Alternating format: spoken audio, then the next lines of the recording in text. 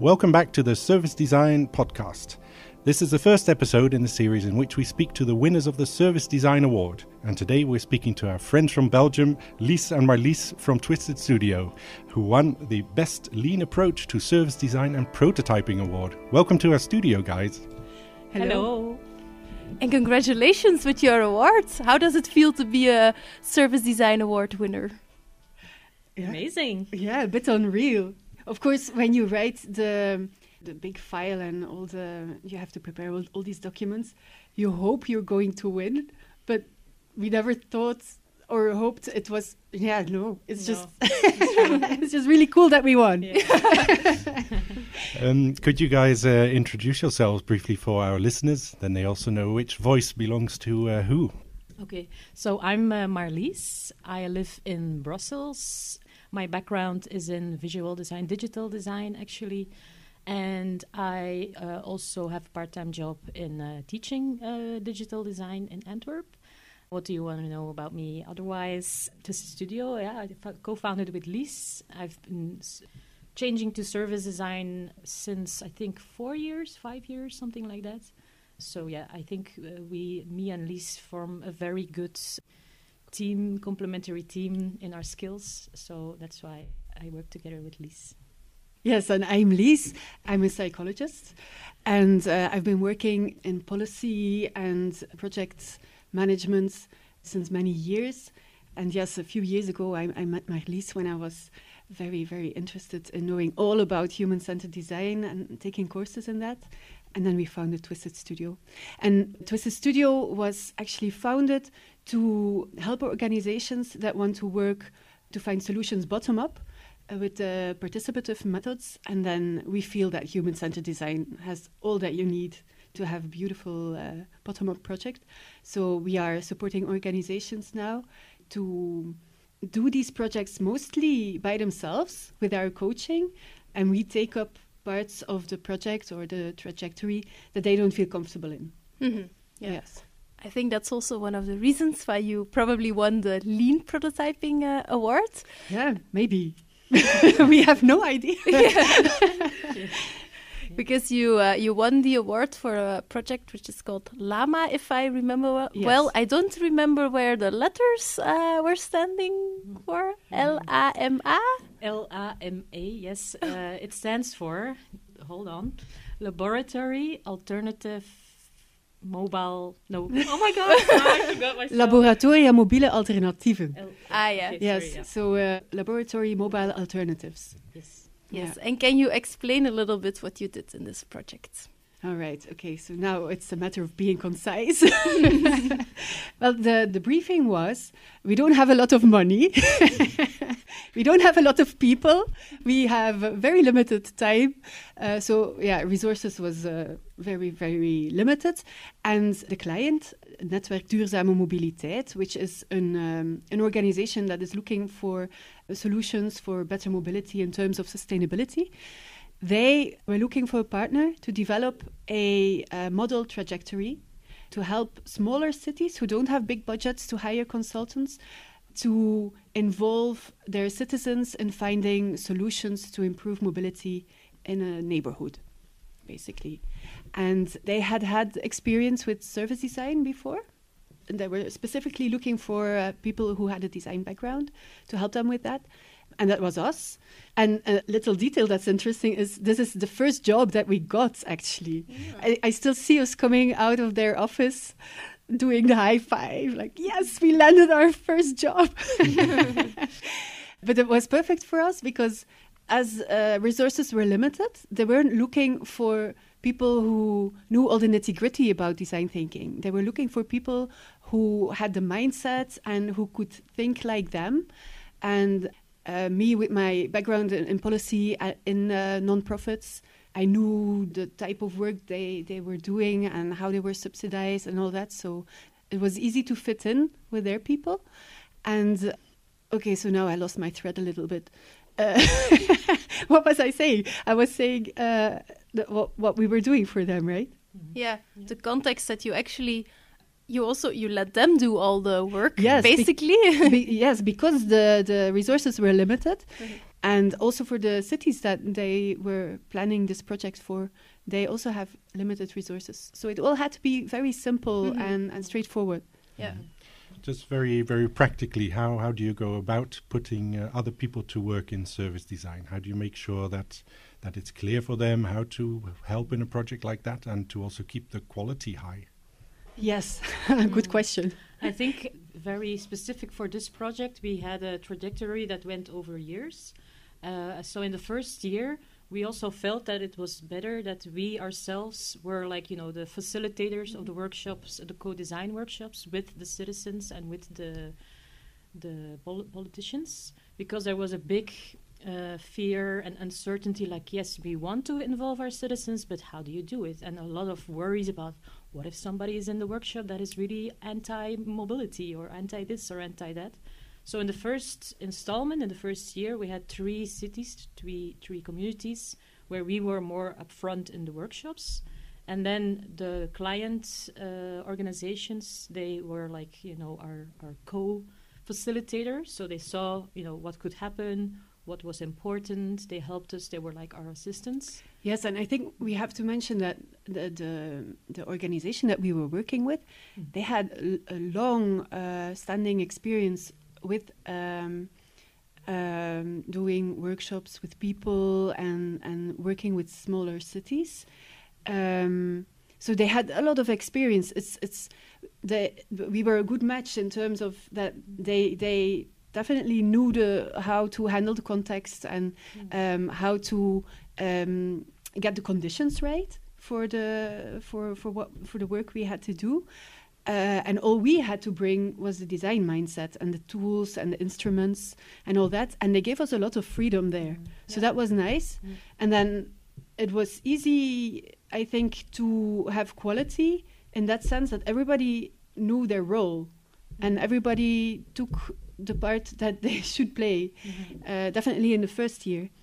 And then in the second year, we just did a lot of trainings. Yeah. I think what you say, the designer mindset and the tools of bringing probably problem solving and solution thinking into an organization, that's something you did, but how do you go about that? Because I have experience in other projects that a lot of people have some troubles with that. They think more in problems. They think in, this is so complex, how are we going to handle that? How did you make sure that they really took on the positive problem-solving role in those workshops? Well, this was the easiest project that we have had in those terms, because that it was what they were looking for. And I think they had a natural belief that being solution-oriented was the only way to get things done, getting things done. And I think the same was for the smaller cities that we were working with. They had all had experiences in the past with involving citizens, and many of those were disappointing, and the citizens were sometimes a bit upset that they had been involved in so many groups where it was just talk about problems, and they really wanted to get away from that. They didn't want to talk about problems anymore. They wanted some action and doing, and they loved the whole idea of testing and trying out things in real life prototypes. It was a bit scary for one mayor, a bit more than for the other. But yeah, they were also selected by the Netwerk Duurzame Mobiliteit to take part in this project. There was more small cities that wanted to participate in this project, but couldn't because the network thought that they weren't ready for it. So you see, they really played their part in setting the conditions so that we could do a nice job. Great partnership. Yeah. So really, we see it as an award that we won together. It's not just Twisted Studios award. Can you maybe explain a little bit about the solutions that came out of the workshop? Maybe one example so the listeners know a little bit more, like what it looked like and how you came up with one idea and what you did together with them to develop it further. Okay. I think a good example is the one in Melstelen. Yeah. Beveren. Yeah, I was because- thinking about the yes. same one. So the one in Melstelen, which is a small city in the province of Antwerp, was about heavy traffic passing by small streets in their cities and the village center. And with heavy traffic, we mean big trucks rolling through school environments, cobblestone streets, little church. Yes. And the heavy trucks were just going wham, Yes. straight through Yes. because there was always traffic jams on the main road that was just alongside this part of the city. Yeah. So that was one of the challenges because every zone was very much defined. Like we're going to do solutions here in this zone. And so the citizens came up in the first workshop about cutting the streets. They were like, between this hour and that hour, we're just going to cut the street. They were very, extreme in their solutions. But the workshop participants, and then also afterwards with the expertise of the local mobility politicians, how do you call them, schepen? Yeah, I forgot the In English Dutch, word. the schepen. Yeah. Maybe Yes. mobiliteit. Eldermen. Elderman, yes, because we did, they decided like, okay, let's see how it goes. And I think there was a test during the week of mobility because all the trajectories in each of the city led up to the real life testing, and that was coupled with the campaign Week of Mobility, which is in Belgium, in Flanders. A week with a lot of public media where lots of stuff is happening around sustainable mobility. So, and all of these prototypes were tested during this week. And so also cutting of the streets was tested in this week. What we saw happen was that there was a lot of protest about this particular intervention. We heard that there were like petitions in the local butchers and the local bakery, like Facebook groups. Yeah, Facebook groups. Stuff like that, and we were like, wow, okay, we are onto something. People really care, right? So in the beginning, Maybe we should explain what it means when you cut off the street. Is that clear? I'm imagining you just close it off. Yes. So, exactly. So what they had done, and they made a little mistake there. They put up a sign saying, this is a new traffic situation. That it wasn't clear that it was a test at all. And with the school children, they had put these typical plastic little cones. Cones to block the street. So there was really no way anymore for traffic to pass by. And what you should know is across from the school that was now protected very well, there was also buildings where a lot of elderly people live, and their parking lot was just behind these cones. So they obviously got upset that they couldn't get to the parking lots anymore from the village. So it's really, really cool to hear that the cities were willing to try Yes. these things out. And to go that far. Each of the cities had politicians, who were kind of responsible in the end to say yes or no to these kind of extreme interventions. And in this particular case, this politician, this elderman, he was like, yes, let's try it. But yes, unfortunately, one of the things that was not really handled well was the communication around it. And so we had always 3 workshops, an ideation workshop, and prototyping workshop, and an evaluation workshop. And so on the evaluation workshop, the guy, this elderman, he really took responsibility and said like, yes, this is us trying things, because I think we can all agree that the situation in the school streets is very, very dangerous, which all of the people in this workshop were like, yes, we agree. Lots of people in this workshop, by the way, like everybody was involved saying like, we want to say something about it, we don't agree. So in the workshop, in the evaluation workshop, we specifically had room to say what they think, say what they like, say what they didn't like, and also to iterate more like, okay, what should it become in any case? So that was a good intervention of this politician, because in other cities, not all politicians were as willing to take risks, because yes, that's a big risk. And so we learned a lot from that as a kind of design principle around it, saying you have to have ideally some politicians, elderly men, who are willing to go a little bit far. And the cool thing was actually that in this last workshop, the people who got the idea like, oh, okay, it's a test, It's not final. We can still say. Apparently, but I was not present, they did come up with a new solution that was, according to the mobility experts, even more extreme than they had before. If I remember well, they made, for another test, for 3 or 6 months, I believe, they made the street a one-way street. Mm-hmm. It wasn't. That's now the permanent situation. Voilà. And they tested it again, and then had to have another evaluation. But of course, this was 2016.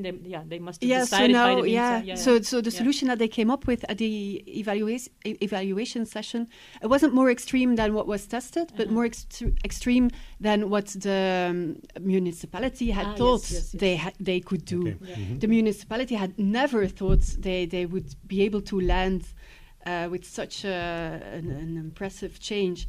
And so what they did now is the street was already labeled as a bike street, meaning that traffic should stay behind the bikes, but nobody knew because it wasn't clear. And now from doing this trajectory, everybody became very aware of what was needed to make it a real bike street. So they implemented a few changes. I think they painted the streets and put better signage with actual explanation. What does it mean when you have a bike street? Because a lot of people don't know the term. And then at the beginning and at the end of the street, there is now a barrier that closes when school goes in and school goes out. So I think 50 minutes, 30 minutes at the beginning of the school day and at the end of the school day. And then parents have to park outside of the street, drop the children off, and then they can just walk to school safely. But the rest of the day, the barrier is open and traffic can go through. But it is a one-way street also. Yeah. Mm-hmm. And apparently there is now 70% less trucks passing through the cobblestone streets around the church and all that. Yeah. Of course, what they did see, and that is what you will always see, you make a change in one point and somewhere else also this has an effect. So in the neighborhood across the main road with all the traffic jams, now they had trouble there. So they were looking for solutions to make sure that traffic wouldn't go through the neighborhood at the other side, of course. Now. Yeah. So what would you say would have happened if you hadn't had this intervention? Where would they have ended up? Would they have just come up with a different solution or no solution at all? Without the workshops that we did?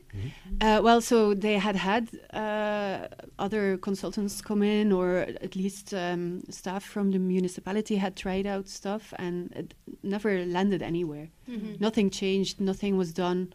They couldn't get people to believe in bigger steps, I think. Yeah. It probably stayed at, it's a bike street. People should just respect that it is a bike street. Why won't they listen and see that it's a bike street? And that is what I love about design thinking. If your design is not working, then it's not the people's fault. It's the design that is faulty and that needs to change. And I like how it takes responsibility away from people. It's a lot more guilt-free than other approaches.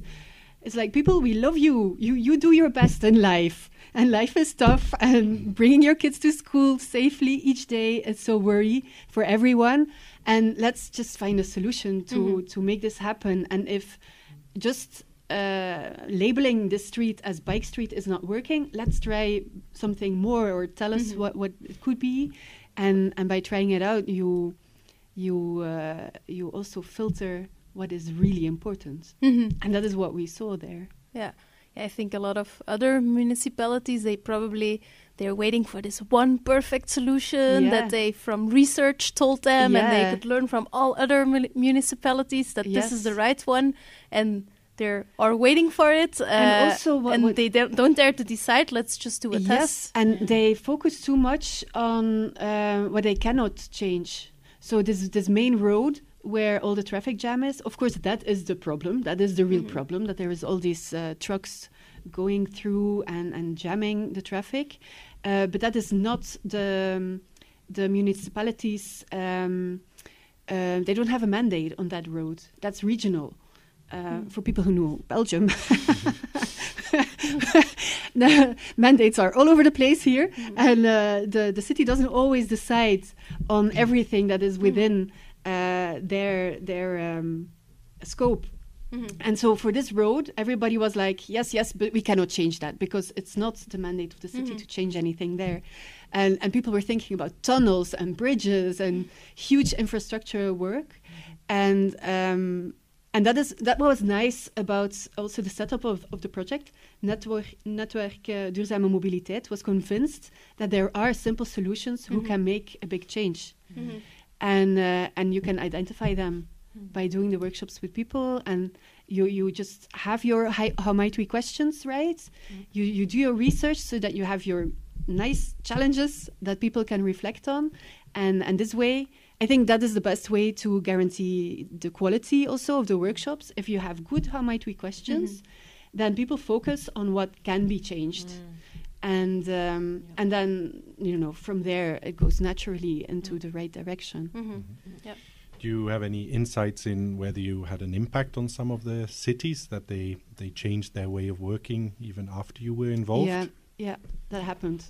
Can you give an example of that possibly? So it's a bit hearsay because after the budget was finished, of course we weren't involved anymore in these cities. But what we heard from the partner organization is that many of these cities say that seeing what could be done on mobility inspired them to also on other fields do more participatory work, do more workshops with people to find solutions with the citizens, and that it helped them develop a more modern form of democracy. I think that's an interesting one. It's like this, you have this whole wave of participation in Belgium, participatie, but indeed there often governments they stay into the more problem phase, and they want to know from all the citizens like what goes wrong, but then going the next level to solutions and co-creating the solutions, it seems like it's still a really hard thing for a lot of governments to do. Do you have any tips on how they could organize their participation in a better way so that they really come to solutions which are that all citizens and all politicians and all stakeholders involved are convinced about? Really. Well, one of my tips that I saw happen is that sometimes the governments think like, oh, but what people have said they want and co-created in the workshop, it needs to be that exact thing that we make, and then they won't be happy if we don't do that. So it should be more like we're gonna take inspiration and directions of what it should be, what people find important. And then we make a design and we co-design it, and we keep on checking with our users what it should be. But for example, you gave me that example recently. Like, it's not because the users made like a prototype of a room with neon yellow, green, and other colors that it needs to be like that. I mean, it's a simple maybe simplification. But sometimes I feel that's what they think is expected. Yeah, that's a fear I recognize from other contexts as well. That just by doing a workshop and they have said it out loud, it means they have to deliver on that. Yeah, and I think the thing is that what you see happening is that people bring you the elements of the solution, and the prototyping material gives it a physical form. But the prototyping material is something that we brought, and you don't need to attach too much to the exact materials that were used or the shapes and dimensions there. It's the ideas behind that. So I really like how in design thinking workshops there's usually a pitch at the end, and then we always ask people to pitch for like 2 minutes or something, and then we ask reactions from people who are not pitching, and then you hear such interesting remarks also, and all that is important. So and then another thing which is really simple but that municipalities should do if they want to be successful at being participatory is to have a very short communication line between their civil servants and the politicians. if you have lots of commissions and all sorts of steering groups and reflection groups and all that, if there is hierarchy, but also the typical political structures that exist in many countries, I think, then everything will just be blocked because it's just talk. And then in the end, you need to pay attention to so many people's opinions also that you just lose track of what needs to be done. And also it takes too long. It needs to move rapidly. And you can only do that when you have short communication lines. And that is why I think it's easier for smaller cities and municipalities to be modern in democracy than big cities and states, because for them it's easier to leave behind all the commissions and all that. They don't have time for that or money for that anyway. No, I think what is then really nice what you did is that you quickly went to prototypes, first just in a workshop, but then also in the real field. Yeah. But from my experience, that creates also a lot of stress sometimes with municipalities themselves, because you say you're going to do something, you create expectations that this is going to be it, and maybe in the end turned out it's not a good solution, so you have to change again, and then you get a lot of remarks again. So this whole iterative process, which we normally as designers are used to, it seems like, it is quite a challenge if you have to do that with citizens as well, because they always have to adapt to the change, and the people from the municipality always have to say why they did that and why they changed again. So you'll be the most successful when you have aldermen with balls, or the female counterpart. You have to be a bit gutsy to do it. But what we saw is that the politicians who were gutsy enough, that was reflected in the voting in the elections later. Okay. So And did you run into situations where this was not the case, and that it really didn't work as well as in the other cities? Yeah, and then just nothing happens. It was a shame. There are several examples where the politicians, because it really depends on who was the person who wants to do LaMA in their city. In one city, it was the associations of bikers who were the demanding, and then they kind of convinced their friends in the city to go along with it. But in hindsight, they need to really be convinced. They need to have that inherited need, we want to fix this on this particular way, and not just to kind of satisfy or check off a box in their. But the city that you're talking about now, now years later, is coming back to us because they were inspired at that point. It just wasn't the right time yet. You also have to see which political parties are running the city, and then next elections, sometimes the people who were inspired but couldn't move along because they didn't have the right coalition. Years later, they do find the right coalition, and they remember. And they are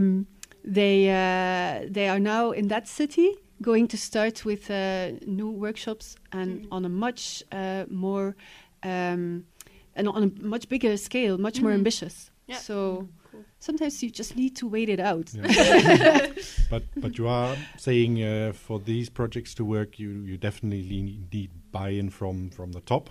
And one thing you just mentioned that was interesting, so the successful projects where they really did show their stuff, they had better chances in the re-election.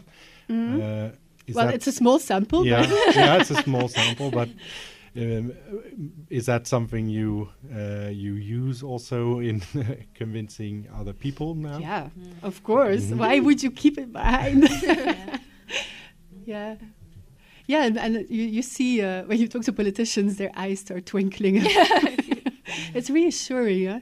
It's a tough job being a politician, and now in Belgium also politicians have the name of being corrupt and only thinking about getting their own their own interests forward, and they have a bad image now.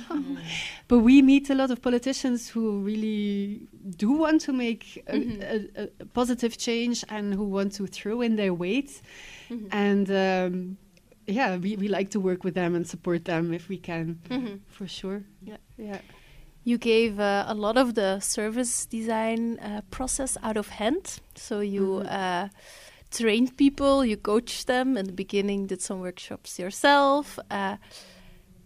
What is your tip to other service designers who are doing this, who are not doing everything themselves, but are giving responsibilities to the clients they work with? Because it's a sometimes a tough decision, like when and which part of the process do we give out of hand, and where are we still really valuable in the process? Yeah, well, that is, I think you, in your last words, you mentioned something important.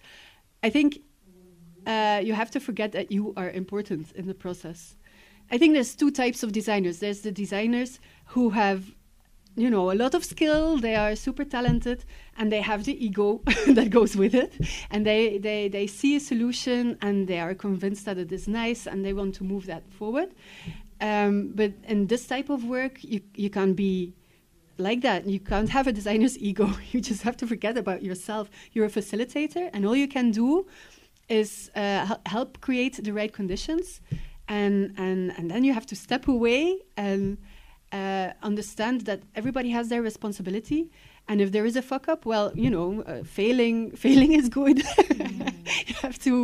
You have to just let go a bit, of course, and sometimes it is frustrating, and I think it's the hardest thing about what we do. When sometimes Marlies and I are ranting after a meeting with clients, because it's sometimes so hard to make them see what is really important, or sometimes you do two steps forward and one back because the client is not really understanding things right, or because not only that, also clients are under pressure from the subsidizing instances that are hovering above their heads, or their directors who don't really understand what is going on there. And so it just takes a lot of patience, I think. And every once in a while a good drop of alcohol.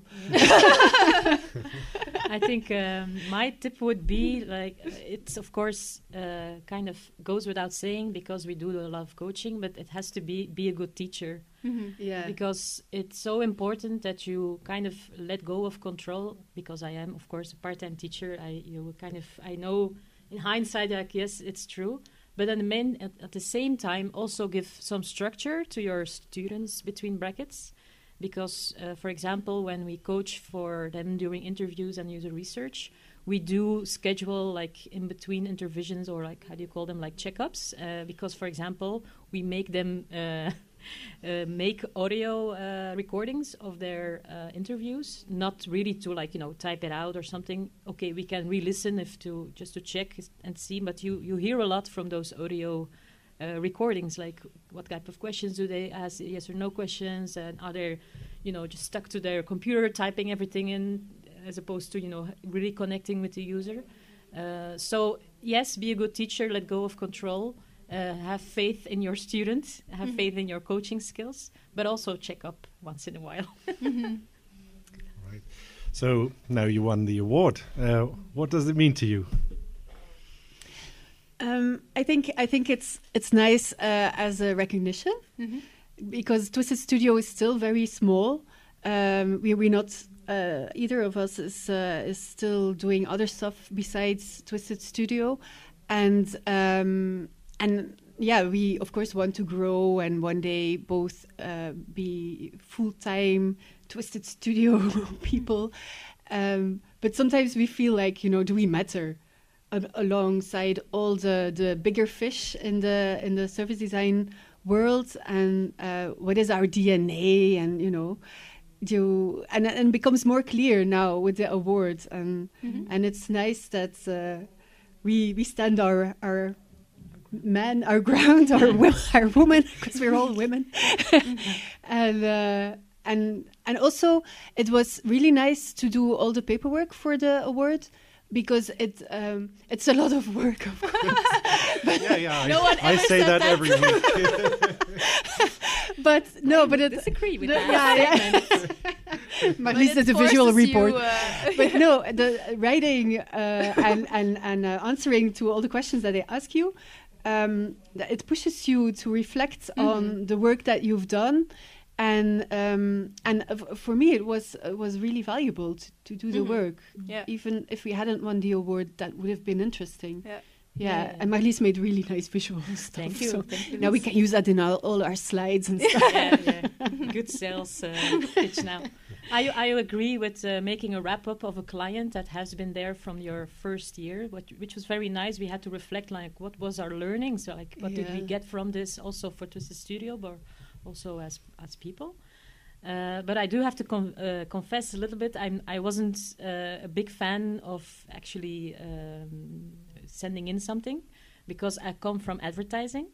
And in advertising, people, the listeners who have worked in advertising or are working in advertising might recognize this. There's lots of awards going on, and it's a very big deal in advertising to win an award, Cannes Lions and all that. And I had left advertising for many reasons, but that was very, very big one. So I was like, I don't know if we, have to go back to that awards thing, because I'm kind of, allergic to it.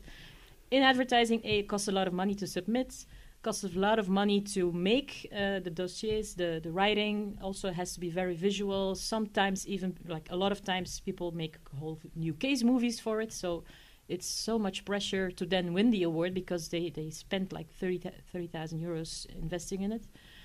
So I was like, I'm not sure if I want to go back there. But yes, as an exercise, I really thought it was a good one to wrap it up and have a nice document in English, because we hadn't written about it in English to send to other people. So it was also a little bit of complex story, and I think we really made it accessible and understandable. Voilà. Mm-hmm. Yeah.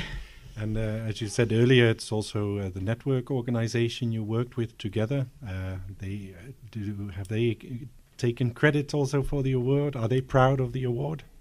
Yeah, I think they're proud, but I don't think they see what big a role they played in it.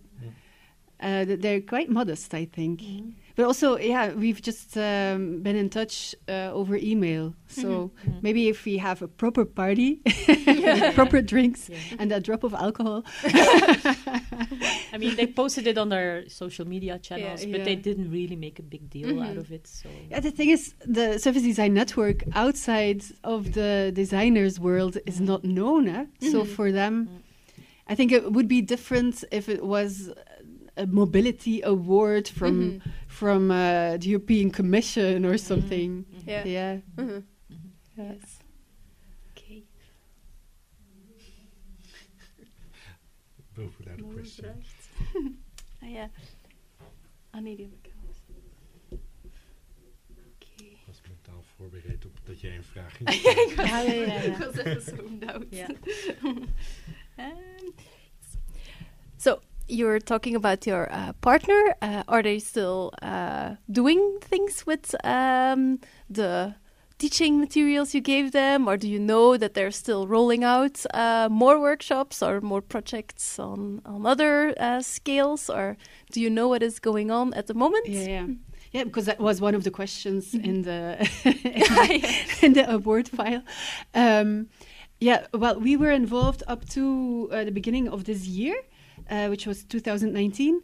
And the last job that we did for them was to help them set up an academy to roll out the tools through a school for local politicians, local civil servants.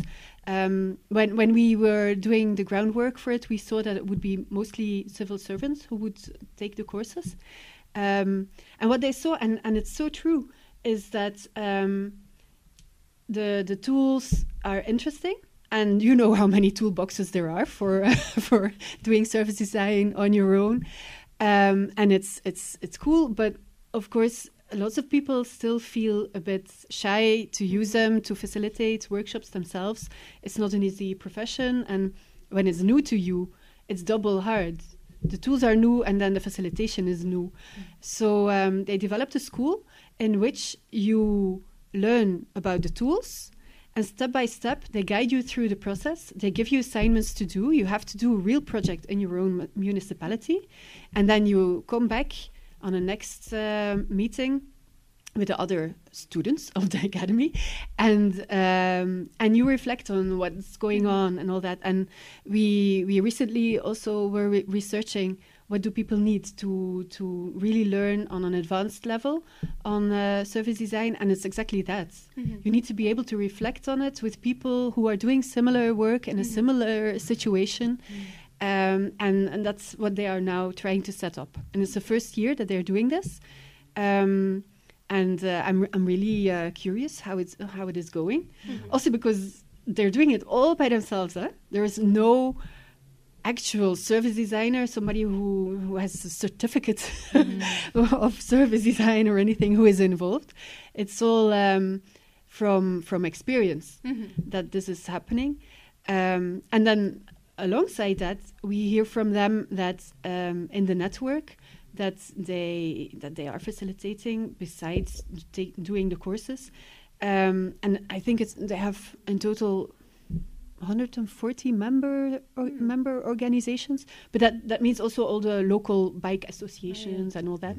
That the way of working is sipping through on all levels of these organizations, and that it is changing even how they work on a daily basis. And that more and more they have this test mindset and the rapid prototyping mindset and the fail fast and all that, and just go out on the streets and ask people all that, and they really appreciate that. Yeah. And what is Twisted Studio working on now? Any future Service Design Award entries? Oh, yes. Let's write another file like that really soon. We're doing a really nice project on reading now. Yeah, reading pleasure. Reading pleasure, yeah. Because it was in the news recently in Belgium that Belgian students are getting worse at their reading skills. And at the same time, we got this new job for an organization that wants to develop digital tools for libraries, and they want to focus on the reading skills of young people. And apparently, what is key in reading skills is reading pleasure. So now we're helping them develop a digital tool that should improve reading pleasure among young people who don't like reading. Yes. Yeah. Very awesome. Yeah, it's pretty awesome. Yeah. Yes. Yeah, it's a nice challenge. Very cool. And are you taking the same approach with coaching and teaching people to do it themselves? Yeah, partly. But here the budget is bigger and they have less time. So they're asking us to do more. And we see the advantages of that as well. Because we were now doing a first prototype test. And then what we see is that the client is terribly biased. And then in the way that they ask questions and all that.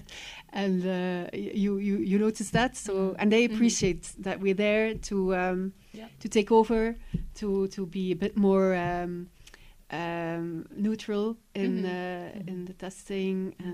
And also what you see is that organizations are so stuck in the way they are used to work. And then they hire you because they want to change things and they want to do it a different way because they see it's not always working.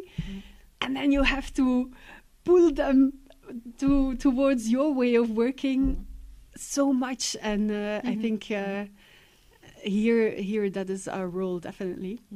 But it's nice too. It's interesting. Great. Sounds like a super nice project. Maybe in 1 or 2 years for another award. Thank you for believing in us. Well, thank you very much for having you on the podcast, and congratulations again for winning the award. If people want to find you online or something about the awards, where can they find you? Twisted Studio on Instagram, Facebook, Twitter, LinkedIn, and a website. We have also a website, twistedstudio.be. Which is in Dutch, though. Ah, so yes. you'll have to use Google Translate if you're not Dutch speaking. Okay, great. Thanks a lot, and congratulations with the award. Thanks, guys, and great to have you here in our office. Yes. Thanks for Nice inviting office. us. Thank you. Bye. Bye. The Service Design Podcast was brought to you by the Service Design Network and Night Moves. For more information, previous episodes, or to join the conversation, please visit servicedesignpodcast.com. For more information about the Service Design Network, visit service-design-network.org, and for Night Moves, visit nightmoves.be. If you enjoyed this episode, please consider subscribing to this podcast.